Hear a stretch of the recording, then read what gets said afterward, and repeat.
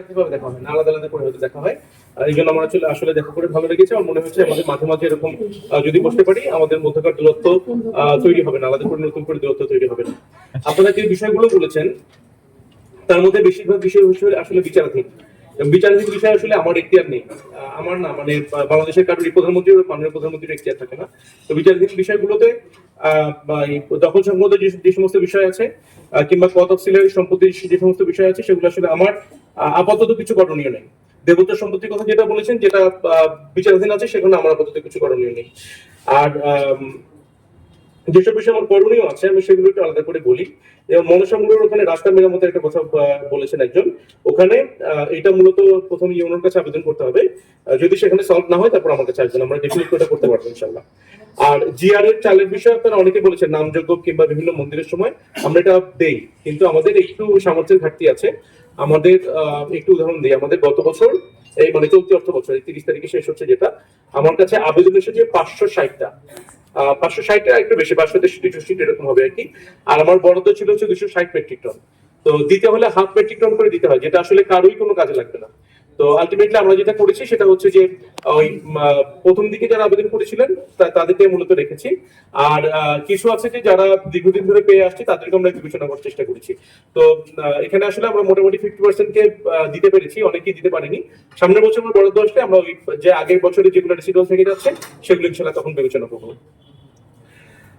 High স্কুলে নিয়োগের বিষয়ে একজন বলেছিলেন, নিয়োগে আসলে আমরা আপনারা আমার সম্বন্ধে যেটা জানেন যে আমি মূলত গান গাই বলি, আপনারা জানেন বোধহয়।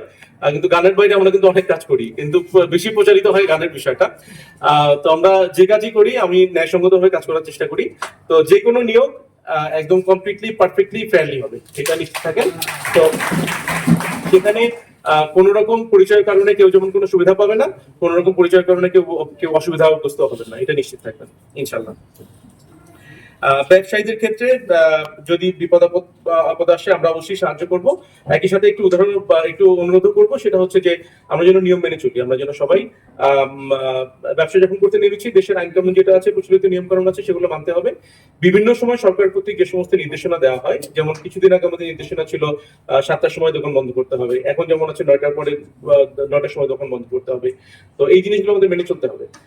আমাদের যেমন একটু উদাহরণ দিই, আমার যদি একটা রাইস মিল থাকে, আমার কিন্তু এই রাইস মিলের এই বর্জ্যগুলো আমি কিভাবে ম্যানেজ করব, সেটা সেই ব্যবস্থা আমার থাকতে হবে। আমি এটা নদীতে ছেড়ে দিতে পারি না, আমি তুষগুলো নদীর পাড়ে নিয়ে ছেড়ে দিতে পারি না, এগুলো আমার ব্যবস্থা করতে হবে। এই নিয়মগুলো মেনে আমার ব্যবসা করতে হবে।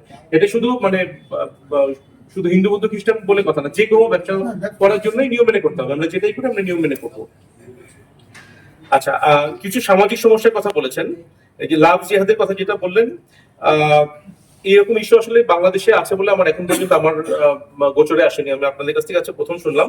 এই বিষয়ে আমাদের একটু সামাজিক ভাবে সচেতন হওয়ার প্রয়োজন আছে, এবং আমার মনে হয় এক্ষেত্রে আমাদের পরিবারগুলোই বড় ভূমিকা পালন করতে পারে। তো আমরা মনে করি যে আমাদের পরিবারগুলো এক্ষেত্রে মানে ফার্স্ট লেভেল অফ ডিফেন্স হতে পারে। তারপরে যদি আমরা সামনে আসে আমরা নিশ্চয়ই এটাতে ব্যবস্থা করব। নারীদের যদি কোনো সমস্যা থাকে আমরা অবশ্যই সেটা আরো আলাদা করে আরো বেশি গুরুত্ব দিয়ে সেটা সমাধান করার চেষ্টা করবো ইনশাআল্লাহ। আমাদের কাছে প্রয়োজন হলে আসবেন। আর কোনটা, আচ্ছা, ভূমি দখলের অনেকগুলো বিষয় আপনারা বলেছেন। হ্যাঁ, আরো কয়েকজন বলেছেন ভূমি দখলের বিষয়গুলো মূলত প্রথমে ইসল্যান্ডের কাছে যেতে হবে, যদি সমাধান না হয় ইউনোর কাছে, এবং সেখানেও যদি না হয় অবশ্যই আমার কাছে আসবেন, আমরা ইনশাল্লাহ সেটা সমাধান করতে পারবো। একই সাথে আরেকটা বিষয় বলতে চাই, একটা বিষয় একটু দুঃখজনক, সেটা হচ্ছে বাংলাদেশে একটা প্র্যাকটিস আছে, আমরা আসলে ধর্মকে ব্যবহার করে নানাভাবে সরকারি সম্পত্তি দখল করার চেষ্টা করি। তো এইটা যেন আমরা কেউ না করি, এটা মানে কোনো ধর্মের মানুষ যেন না করে, এই ব্যাপারে একটু সচেতন থাকার প্রয়োজন আছে আমাদের। আপনারা মাদক, কিশোর গ্যাং, মব কালচার এসব বিষয়ে কথা বলেছেন, এসব বিষয়ে আমরা সচেতন আছি আর আমরা কাজ করছি, আইনগত ব্যবস্থা তো আছি, তবে আমরা মনে করি যে এই ক্ষেত্রে আমাদের ওই সামাজিক পারিবারিক প্রতিরোধটা বেশি প্রয়োজন। আমরা গত 26 তারিখ আমাদের মাদক দ্রব্য অপব্যবহার এবং অবৈধ পাচারের বিরুদ্ধে আন্তর্জাতিক দিবস ছিল। তো ওখানে আমরা একটু আলোচনা করছিলাম যে আমার ফ্যামিলিতে যেমন আমার একটা মেয়ে, কিংবা আপনারা এখানে যারা আছেন যাদের সংসার আছে, ফ্যামিলি আছে, তাদের হয়তো 2জন বা 3জন ছেলে মেয়ে সর্বোচ্চ। বাবা মার পক্ষে দুই তিনজন ছেলে মেয়েকে দেখাটা, দেখভাল করাটা যতটা সহজ, এই ধরেন আমার পক্ষে পুরা জেলার কিশোর কিশোরীদেরকে দেখভাল করা, কিংবা আমাদের এখানে যে কয়েকজন পুলিশ সদস্য আছে তাদের পক্ষে এতজন কিশোর কিশোরী ফ্যামিলিকে মেনটেন করা, অবজার্ভ করা, এগুলো কিন্তু আসলে কঠিন। তো আমার পরিবার যদি একটু শক্তিশালী হয়, তাহলে আমরা মাদক, কিশোর গ্যাং, এই বিষয়গুলো একটু সহজে প্রতিরোধ করতে পারি।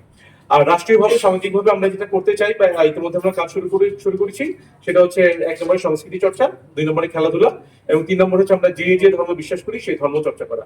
আমরা কিন্তু একটা সময় যেমন এই এথিজম, সেকুলারিজম, এগুলো যতটা পপুলার হয়ে আসছিল, পরে যখন কিছু সামাজিক সমস্যা তৈরি হয়েছে, যেমন এইডস এর মতো সমস্যা যখন তৈরি হয়েছে, তখন কিন্তু আমরা আবার সেই ধর্মীয় অনুশাসন মেনে চলার ক্ষেত্রে মানে ওই মূল ভিত্তিতে আমরা ফিরে এসেছি। সেটা যে ধর্মই হোক, হিন্দু ধর্মের ক্ষেত্রে হিন্দু ধর্মে, খ্রিস্টান যারা আছেন তারা, ইসলাম ধর্মের মুসলিম যারা আছেন তারা, প্রত্যেকের ক্ষেত্রে কিন্তু এই ধর্মীয় অনুশাসনগুলো যদি আমরা মেনে চলি, তাহলে এই যে মাদকের মতো বিষয়, কিশোর গ্যাংয়ের মতো বিষয়, তারপরে এই যে এইডস এর মতো মহামারী, এগুলো থেকে আমরা নিজেদের বা সমাজকে মুক্ত রাখতে পারি। আমার এখানে এসে 2টা জিনিস খুব ভালো লেগেছে। আমি গত সপ্তাহে বা তার আগের সপ্তাহে মতলব দক্ষিণে গিয়েছিলাম। এখানে আপনারা একজন উল্লেখ করেছেন যে ওখানে রাস্তার মাঝখানে একটা সমাধিসৌধ ছিল, যেটা নিয়ে সমস্যা হচ্ছিল। তো ওখানে যিনি ওই সমাধিসৌধের তৎকালীন মেইনটেনেন্সের দায়িত্বে ছিলেন, উত্তরাধিকার একজন, তো উনি যেমন খুব বিবেচনা প্রসূত একটি কাজ করেছেন, এবং এই জায়গাটি কিছু অংশ ছেড়ে দিয়ে ওনার সমাধিসৌধটা একটু একপাশে সরাতে হয়েছে, কিন্তু আমাদের রাস্তাটা উনি ফ্রি করে দিতে পেরেছেন। প্রচুর মানুষ উপকৃত হবে এটাতে। আমি ফিরে আসার পর অনেকে আলাদা করে একটি আমার ডিবি অফিসে একটা চিঠি দিয়েছি ওনাকে ধন্যবাদ জানিয়ে, যে উনি খুব বড় একটা নিজের স্বার্থ ত্যাগ করে খুব সমাজের জন্য খুব বড় একটা কাজ করেছেন। এবং আমি বলবো আমাদের এই অঞ্চলে যারা জমিদার ছিলেন, এবং যে ধর্মী হোক, মূলত হিন্দু ধর্মীয় প্রচুর সংখ্যক জমিদার এই অঞ্চলে ছিলেন, এবং তারা এই অঞ্চলে শিক্ষা বিস্তারে, পানীয় জলের সুব্যবস্থা করায়, ধর্মচর্চা, রাস্তাঘাট মেরামত, সব কাজে তারা বেশ ভালো ভূমিকা রেখেছেন। এবং এখানে এই মতলব দক্ষিণে যে ছোট্ট একটা স্বার্থ ত্যাগ উনি করছেন, এর মাধ্যমে উনি জনকল্যাণে একটা বড় ভূমিকা রেখেছেন। আমার তাই মনে হয়েছে, ওনাকে লিখিতভাবে এটা জানিয়েছি। সারাস্তিতে আমি গিয়েছিলাম, যখন সারাস্তিতে যাওয়ার পরে ওখানকার একেবারে আবাল বৃদ্ধ বনিতা, সব লেভেলের, সব পর্যায়ের মানুষ সবাই এক বাক্যে বলেছেন যে সারাস্তিতে তারা দীর্ঘদিন ধরে খুব শান্তিতে আছেন, এখানে কোনো সমস্যা হয়নি। তো আজকে আপনারা যেটা বললেন, সেটা আমার মনে হয় ওভারঅল চাঁদপুরের চিত্র একই। তো আমরা আশা করি সামনের দিনগুলোতে এগুলো আমাদের এই যে সম্প্রীতি আমরা এতদিন ধরে লালন করে এসেছি, সেগুলো সামনে বহাল থাকবে। আমি আপনাদেরকে অনুরোধ করবো, কোন রকম উস্কানি যেন আমরা নিজেরা সৃষ্টি তো করবোই না, অন্য কেউ যদি উস্কানি দেয়, আমরা যদি সেই উস্কানিতে ফাঁদে পা না দিই। যদি সমস্যা মনে করেন, অবশ্যই আমাদেরকে জানাবেন। আমরা যে কোনো সময় আপনাদের জন্য 24/7 আপনাদের জন্য খোলা আছি।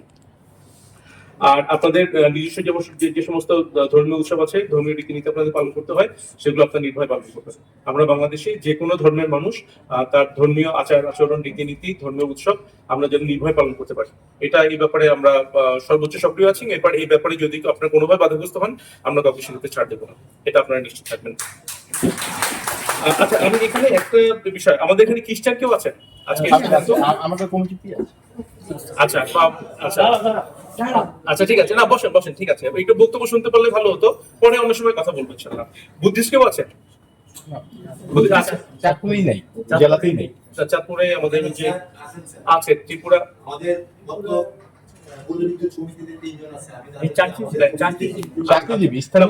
আমাদের কি বলে, চাঁদপুরে ত্রিপুরা জনগোষ্ঠী আছে, 1621 জন ওরা আছেন। তো তারা হিন্দু, আচ্ছা ঠিক আছে,